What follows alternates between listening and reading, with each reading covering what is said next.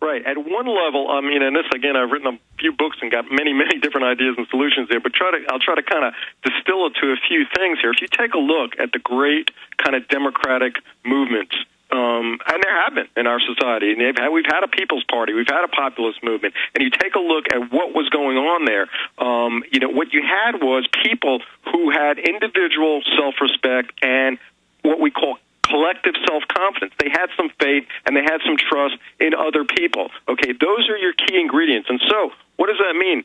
For anybody out there who's listening, what can I do here at any given time, each day here, that restores some of my self-respect here, that gives me even more self-respect? That's going to give me strength. What can I do each day that gives me more confidence and trust with those people who are around me? What can I do to help myself? What can I do to help other people? I'll give you one interesting, it is at least interesting for me, example of a population that you would think out there is going to be one of the most broken population, most difficult to restore this, and who's pulled it off. There's a group of folks that who've contacted me off of my writing, especially when I wrote Commonsense Rebellion, who call themselves psychiatric survivors. And I had never heard this term up until, say, about 1993, 94, and so they explained to me that what they were people who, when they were going through some tough times in life, especially in their adolescence or early adulthood, and they had they really were overwhelmed by pains in their life, and started acting a little bit bizarrely, that they were kind of taken captive by psychiatrists, and instead of people caring about them and letting them just chill out and move through a tough stretch in their life, they were put in forced treatments, psychiatric hospitals, forced drugging, in some cases forced electroshock. Oh, I had countless friends in Dallas who would have banker dads, insurance salesman dads. They'd be playing football on the team. They would catch them when they were 15 with one joint, and they put them in facilities and straitjacketed them, drugged them, and when they came out, man, they got tattoos, got on hard drugs, and were gone. They actually went the opposite way. Right, yeah, and a lot of people go all kinds of ways. One is that what you're describing. Some people just become captive to the system for life, okay, and just, buy into their diagnosis, buy into their illness, go on Social Security disability, and, just kind of, that's their path. But there's another kind of group, an interesting kind of group. A lot of these folks probably would all define themselves as anti-authoritarians. Some of them libertarians, probably more of them would define themselves as anarchists. But there's significant populations of these folks that I ran into. They've asked me to come and speak, and one of the things that I found that they did, and really instructive thing, is that what they realized was that we are going to take our problems and not hand them over to authorities anymore. That, in other words, that's what one of the major socializations in our society is, like, if you've got any kind of problems, call in an authority. Okay? Specialist. What's that? The new priesthood, specialist. Right. And of course, there's all kinds of problems to that. But the one thing that I hadn't thought about that they taught me was that you're losing a chance, an opportunity by giving your authorities away to these faceless, interpersonal, money-making authorities. You're losing the opportunity to use that problem that you have to connect with other people.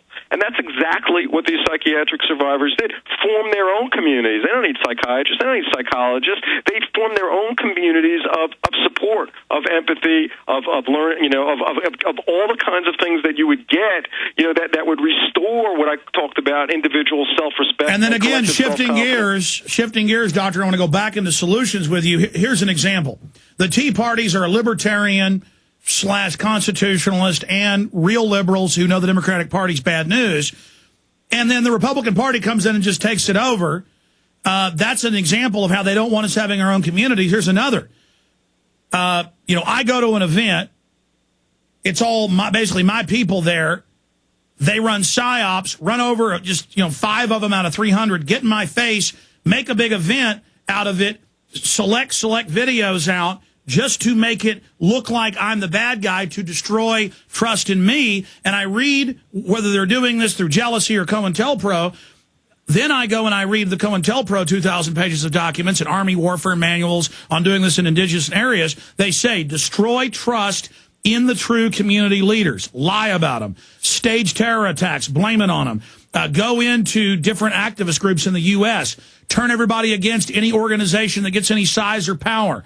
So the real mark of a real organization is that the system is going to come after it. And the system knows they want to keep us all balkanized and separate and fighting with each other.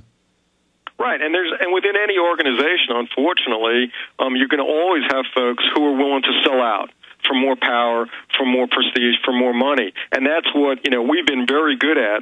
The kind of corporate government partnership, domestically and internationally, is finding those people who are willing to sell out their people. And I guess in the folks who really were genuinely caring about government control and had real kind of moral ideas about what the Tea Party was going to do for them, that they should not have been surprised that a bunch of warmongers from the Republican Party were going to come in there and try to rip them off.